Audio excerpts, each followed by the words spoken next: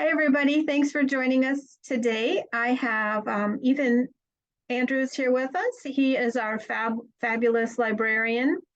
And all of you, no matter what program you're in, if you're in the MSN program or the DMP program, you will be completing some type of an evidence-based practice project or thesis as your capstone work. And so the important part of that is really getting off to a good start with your literature search and your literature review. So in order to understand the resources that the library has to offer, we have Ethan here to visit with you today. So Ethan, take it away. Sure. Yeah. So my name is Ethan Andrews. I do a lot of the interlibrary loan stuff. So anytime there's articles that we don't have, I'm able to get them from other libraries. And then the other half of my job is doing instructions of stuff like this today. I'll go ahead and share my screen. I think the easiest way to get to just our main resources, if you just Google UMary Wilder Library, it should come up with the main page there as the first search option there. So once you find the main page on the umary.edu website, all of the resources that I'll be going into are going to be on this left side here. I think for you guys, the probably the two most useful are going to be these online databases right here. And then if you're not able to find what you need in there, then interlibrary loan is also going to be super handy there. So I think I'll do the databases first. I think that's probably going to be the real bread and butter for you guys. Once you click on that on the left side, it'll take you here. There is a step-by-step guide. I'll go into a little bit more detail than what's in that. But if you ever need another reference or something written out, that's always available there. Go ahead and go into the databases. The login to this is going to be the same email and password you use to get into your UMary email address. If this doesn't work, you are going to want to contact the OIT help desk, which is right above those two login bars there, as they'll have access to your UMary email address and your password to be able to fix that if you're not able to get in. Okay, so I'll go ahead and log in. We do have a pretty extensive list of the databases, and they are organized by subject and by discipline. For you guys, towards the bottom, the nursing and health sciences ones, we've got quite a large list of them. However, a lot of them are going to be these EBSCOhost databases. I like using EBSCOhost first when I'm just kind of first starting out doing research, just because basically what EBSCOhost is, it's kind of an umbrella for a lot of different databases. So I'll go ahead and show you guys what that means. So yeah, let's just go into CINAHL right here just as an example. Again, you can see it's an EBSCOhost database, that in parentheses there. So like I said, EBSCOhost is basically like an umbrella for a lot of different databases. Why I like using it when I'm first starting out is because you're able to pick and choose right above that search bar. If you go right there to choose databases, you're able to pick and choose which databases you want to use within that kind of EBSCOhost system. So typically when I'm just first starting out, I like to select all. It can be a little bit overwhelming with the results if you're doing that. But just know you are able to kind of pick and choose depending on the not only the subject, but kind of the nature of the research that you're doing. If you're getting way too many results, you can obviously narrow that down. One thing that people do get confused on is everything in this list here in EBSCOhost is also going to be on this list, on our own list that we have here on our website. However, not everything that we have on our website right here, not everything here is going to be on this EBSCOhost list. So these databases on this page right here are just going to be the EBSCOhost ones. We've got quite a few more that are beyond here, just on our own website there. Okay, so let's go and get started. Like I said, I'll just select all just to make sure I get a good number of examples. I'm just going to do nursing shortage. Okay. So before I do anything anything on here, I always go right here on the left side to the limiters and check off this peer review checkbox here. Depending on the database that you're in, it's going to say something like peer reviewed, academic scholarly journals, something like that, just to indicate that all of the articles that have been published in these journals, basically what that means is all the articles published in these journals are going to be, they've undergone some sort of third-party review board, a pretty rigorous process that checks not only the citations, but also that the author goes from point A to point C in their argument in a way that's logical and backed up by the data that they give. So these are going to be kind of the cream of the crop in terms of again academically scholarly sources, ones that have been peer reviewed there. So I always check that off when doing research. Another thing people always recommend is changing the publication date. Usually definitely within the last 10 years, depending on the nature of the research that you're doing. Most of the time it's within the last 10 years. Many times though, it's also within the last 5 years as well. Again, just to get the most relevant kind of research that's been published recently. So there's a few other limiters that I won't go into too much detail about right here on this left side. Again, to kind of manipulate the data, you can kind of just kind of pick and choose. Again, language, geography is a big one. People like to look for studies just within the United States. But again, I won't go into too much detail about those. So let's go ahead and just pick one. I think this might be a good example. Okay, so once I click into the article, it'll take me to, it'll give me a bunch of information about it, citation information, the abstract, major and minor subjects. I always recommend just going ahead and reading the abstract right away. It'll give you a good, not just a summary of what the article's about, what the author's argument is. Many times it'll give you, if it's a really robust one, it'll give you kind of their methods, what kind of study it is. It's going to give you a good idea of what's going on, why the author wrote the article, maybe. It's going to give you a good idea of what's going on in the article beyond the actual title itself. So I always recommend just making sure you read the abstract just to make sure you're weeding out any articles that you might have thought were relevant, but might not be, in fact, based on the title versus the abstract type of thing. So the other thing that I like to show people are these major subjects and minor subjects. Sometimes it'll say different things like author supplied keywords, subject keywords, search terms. It's basically just the way the computer organizes to be the first search results. But why I like showing people these is because they are able to show you maybe different synonyms or different themes or topics or related topics to the article that can kind of help you brainstorm what to put into the search bar up here. If you're kind of struggling on, again, if you're struggling to come up with synonyms or related themes, related topics, these keywords can kind of give you a good idea of the kinds of things that are related to this article or this topic. Again, just to kind of brainstorm different things to put into that search bar there. People always like me to show them this citation tool right here on the right side. It does come with a little bit of a caveat. It is done by a computer automatically, and so with that, there is going to be a little bit of wonkiness with it. I noticed that 99% of the time it does get the actual format correct, but many times it'll do weird stuff like it'll replace the S's with like a dollar symbol, stuff like that. So you're definitely not going to want to rely on the citation tool here.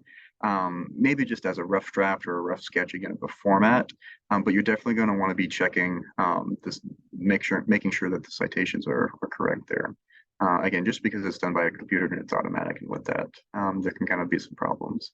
Okay, let's just say you read the title, you click into it, you read the abstract, and it's relevant. It's exactly kind of what you're looking for. We can click right here on this left side. That'll bring you to where you can download the article right there.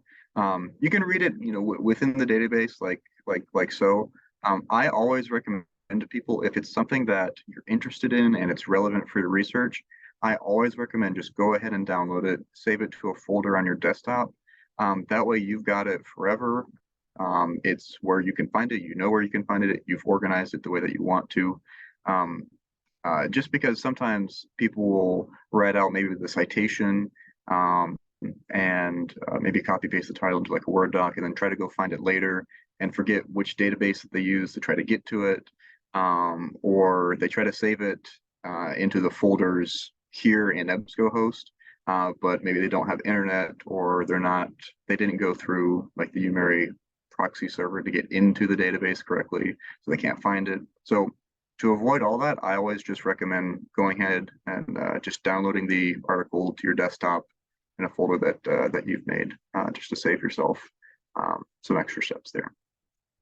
Okay, let's go back to the results list real quick. Um, like I said, I find people have either one of two problems. Either they have way too many search results or way too few. One great way to narrow your search down is using something called a Boolean operator, which is just a big fancy term for the word and or but or not.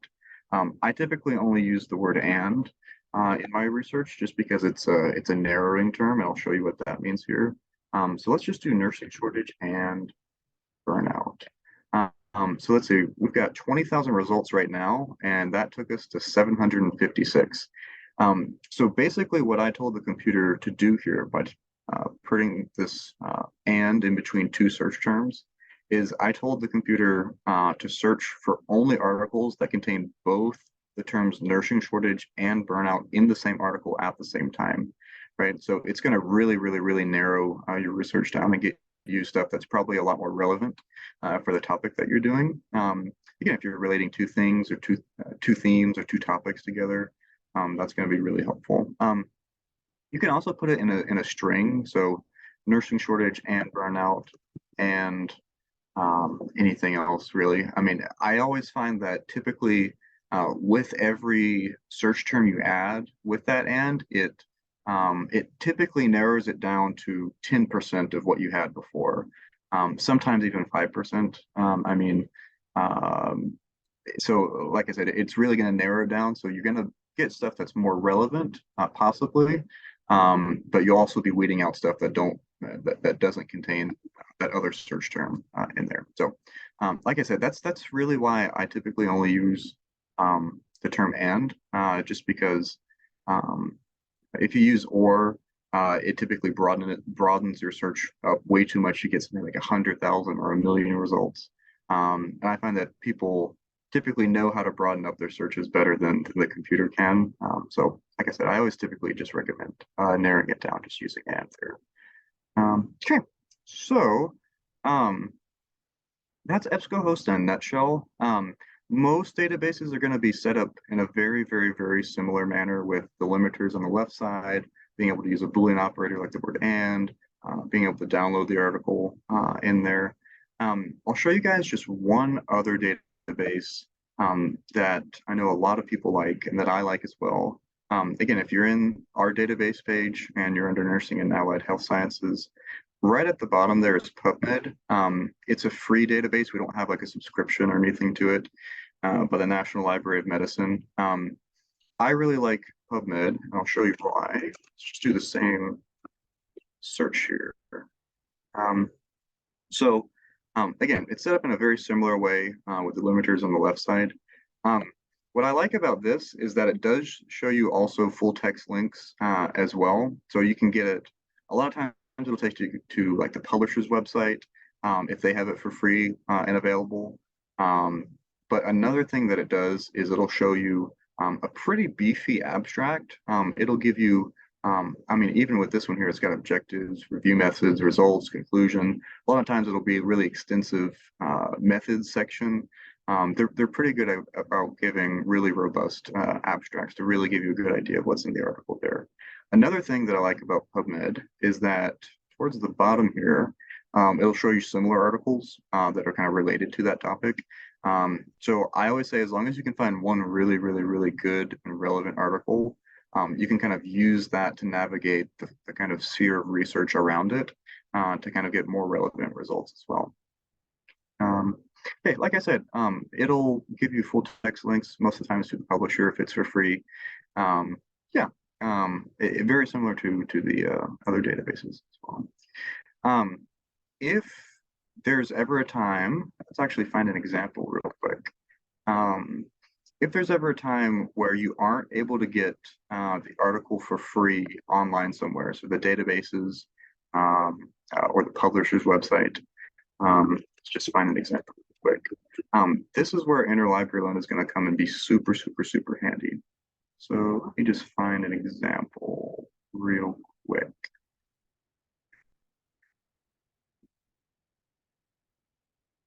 As long as you've got the citation information, we should be able to get pretty much anything through interlibrary loan, so long as a library in the United States owns it.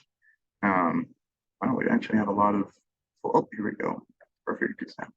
Okay, so let's say read the title, it's relevant. If they have an abstract, you read it, again, it's relevant. But you notice that you can't download it as a PDF right away. This is where Iliad, which is our interlibrary loan service, is going to come and be super helpful. So um, on that main Welder Library main page there, you go right there to interlibrary loan on that left side. Again, there'll be another step-by-step guide if you need it. Let's go ahead and click on the orange button. This login here is going to be different from any sort of UMary thing that you're able to log into. If you've never used Iliad before, that being said, if you've never used Iliad before, you will have to go right here to first-time users and register for an account. It's really easy, just ask you for all the normal UMary information that you already have. You can set up your username to be whatever you want. You can set up your password to be whatever you want. But just know that if you've never used Iliad before for interlibrary loan, you will have to go ahead and make an account there.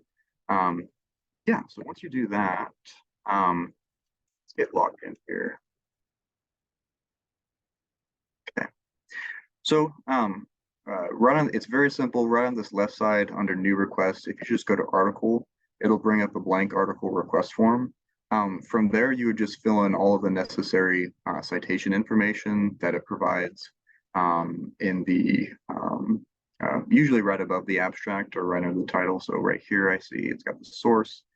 So it's got the journal title, the article title, the volume and issue number, the page number. And then once you fill that out and click on submit request, the way that the process works is I'll get the article request on my end. I'll be able to see what libraries own, for example, the Journal for Nurses and Professional Development, and then I'll send it to them. They'll scan it, and then they'll send you an electronic PDF via email. So with that being said, there is a little bit of turnaround time. Usually it takes, if you're really lucky and you put it in the morning, you could get it the day of or the day after. That's in a really lucky scenario. A really unlucky scenario would be something like a week or 10 days. I would say on average, it takes probably around 3 days, depending on when you put it in. Many times libraries won't be open on the weekend. So if you put it on a Friday, you might have to wait till Monday or Tuesday. So it just kind of depends on when you put the request in, the time of day or what day it is. But just know that it's not an automatic process. There is a little bit of turnaround time with that. So the moral of that story is just to make sure that you're doing your research ahead of time and giving yourself plenty of time to get interlibrary loaned articles if you need them, giving yourself enough time to read them after you receive them. So definitely giving yourself plenty of time, again, with that turnaround time.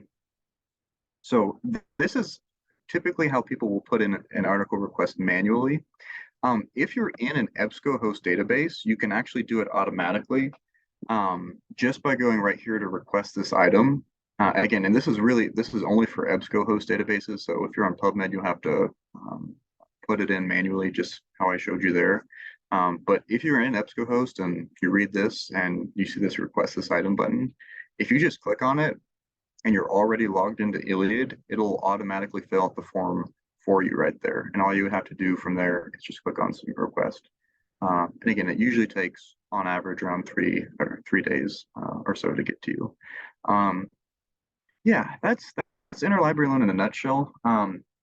It's really, really, really useful. But yeah, like I said, the only caveat is as long as a library in the United States has to own it for us to get it, And the only other thing that would be a kind of road bump is if there's ever articles that you request that are something like, it'll say something like online ahead of print, or online only, or there might be like an E in the page number. Sometimes libraries have certain restrictions on them with getting stuff that's only online, is not print material. Um, we can't really tell which libraries have those restrictions or not, so we just send them to a bunch all at once. So if there's anything like that, it could take a little bit of time, a little bit more time. But generally speaking, like I said, it will be around 3 days. But like I said, just give yourself plenty of time in the research process. Um, like I said, once you click on submit request and you wait those 3 days, and you will get an automated email once the library that owns it scans it. There'll be instructions with how to access it. And I don't have an example in front of me, but in that email, there'll be a link that goes right here to this electronically received articles tab. And that's where you'll be able to download it from. Like I said, you'll get an automatic email with those instructions and that link in it. So it'll be pretty straightforward once you get that email. Okay. Um, yeah, so that's interlibrary loan in a nutshell. I think one other thing I'll show you guys in that regard. Let's just find an example in the databases here. Um, let's just go to PubMed real quick, actually. So we'll do nursing shortage again, and let's just do the first one.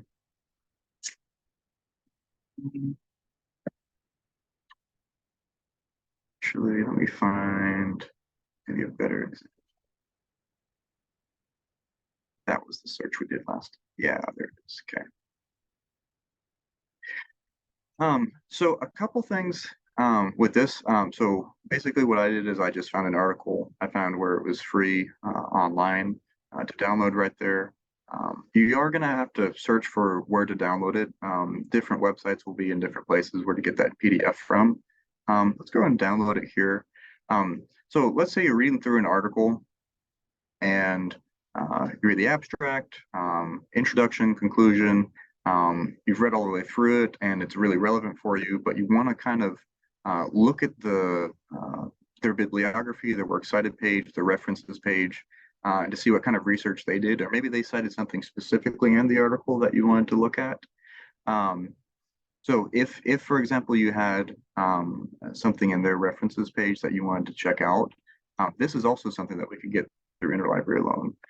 So if you're reading an article in front of you and you're not even in a database, you're just reading the article in front of you, and they cite something, and you go to the references page, as long as you have all of the necessary citation and reference information, um, all of that would be something that you could very easily put into an interlibrary loan request. So you don't even have to be in the databases to be using ILLiad here. As long as you've got citation information, you can request something, and we'll try to find a library that owns it and can scan it to you. Okay, so like I said, that's ILLiad in a nutshell. Um, I think the only other kind of miscellaneous things that I will show you guys is if you go again that left side on that main page, the library resources. We do have a research guide for nursing. Um, this is going to be helpful if you've never quite run into maybe the lingo of scientific journals, perhaps. What is a literature review? What's a case study?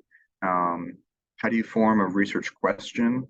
Those kinds of things are going to be helpful. Again, if you just don't know the kind of lingo in some of the evidence based practice stuff, again, it'll give you a lot of help. Again, just kind of distinguishing between the different kinds of research that are out there. What's a systematic review? What's qualitative versus quantitative research? What is a peer-reviewed article, which I covered today, stuff like that. Again, it's just kind of helpful if you're not quite familiar with the kind of research lingo there. I think that is all I've got, unless Deb, there's anything else you wanted me to cover. I think that's all I've got.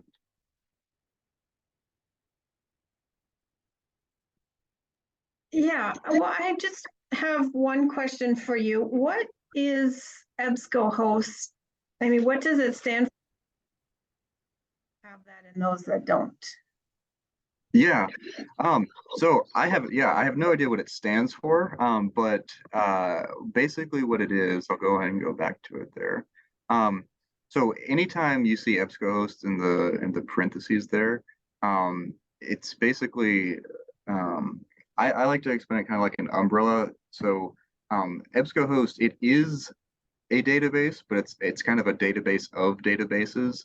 So even if we go into Academic Search Ultimate at the top here, we're able to access all of the other databases in EBSCOhost. So I think the example I used was CINAHL. So even though we're in Academic Search Ultimate right now, which is right there, we can check out CINAHL. We can check out all the Cochrane ones. So Okay. again, it's like an umbrella for a lot of different databases. Um, so you can search them all at once, just a handful at a time, or just one. But I usually like starting out there just because you can kind of get a much broader scope in terms of research. Sure. Okay, perfect. And then the other thing, I think to make clear to the students is a lot of times we'll see, even when they're not working on their paper, just working on other assignments, they copy and paste the link that they've gotten through the library. And not everybody can get into that if they don't have access to our library. Is that correct? Yeah, so yeah, that's a good question. So let me see if I can get an example here.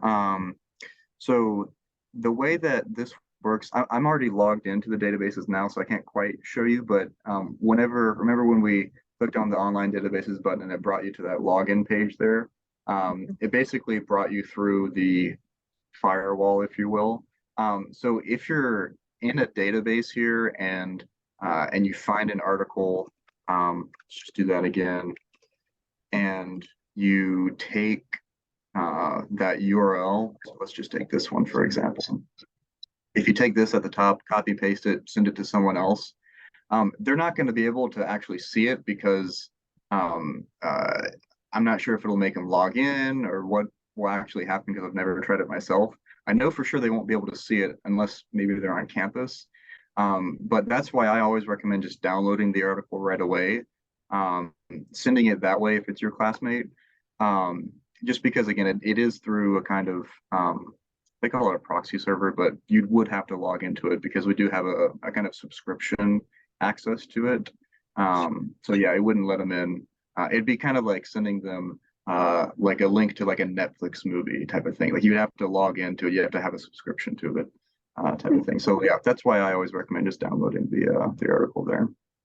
Okay, perfect. Well, thank you very much. And it was very helpful to show that citation thing too. I was not aware of that, and that's helpful. Yeah, yeah. Yeah, if you guys, I should mention if you guys ever need more in-depth help one-on-one, if there's ever a time, let's say you're doing research and you've got your topic, you've got your research question, and you're kind of in the weeds and you're just not quite getting the results that you want, or you're having trouble kind of struggling again with different search terms. We do have reference appointments available. So if you'll either call us or email us, contact us some way, we can sit down one-on-one with you via Zoom and just kind of help you brainstorm, again, wordsmith a little bit, work through the databases, that kind of thing. Hey, well, thank you very much. We have a new cohort of people who are starting their project work right now. So you might be inundated soon with people wondering Great. how to do a search. So Sure, this is really sure. helpful though. Yeah, that's my job. So yeah, happy to do it. Yeah. All right. Well, thank you so much. Have a great day. Yep, you too. Thank you so much. Yep. Bye-bye. Bye-bye.